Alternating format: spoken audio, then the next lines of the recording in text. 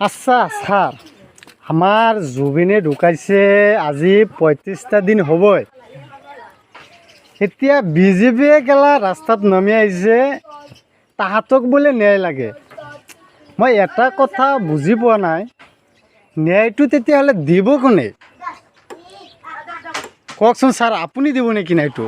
এইটো বিজেপি প্ৰপেগেণ্ডা। তাৰমানে বিজেপিয়ে ন্যায় দিব, চৰকাৰ বিজেপি সি ন্যায় নিদি কিনে সি উল্টা আৰু ধনা দি আছে যে আমাক ন্যায় লাগে। তাৰমানে বিজেপিৰ মেইন তাহাঁতক কিবা হেৰি আছে নেকি? তাহাঁতক কিবা গিল্টি আছে নেকি? ইয়াতে ৰাস্তাত নামি আছে আছে ন?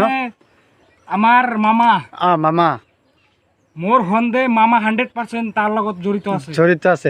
হ'ব পাৰে, নহ'লে বিজেপি চৰকাৰত আছে। কেলা ইহঁতে ন্যায় দিব লাগে, ইহঁতে ৰাস্তাত নামি গৈছে, ন্যায় লাগে ইহঁতৰে। সিহঁতে তাৰমানে মানুহক বুৰ্বক বনাই আছে। বুৰ্বক নহয়, মানুহে এইটো বুজি পাই আছে। সেইটোৱে আমি ক'ব খুজিছোঁ যে ন্যায়টো কেলা বিজেপিয়ে জলদি দিব লাগে, নাতে আমাৰ ছাৰে ৰাস্তাত নামি যাব, ডাইৰেক্ট নামি যাব ৰাস্তাত ধৰ্ণা দিবৰ কাৰণে। ডাইৰেক্ট আহি গৈছে। ৰাইজো আছে আমাৰ লগত, এই ৰাইজো আছে। ঐ ৰাইজ আহি আছে, জলদি দি দিয়ক ক্লাছ ন্যায়টো, নহ'লে ভাল নামানো আমি।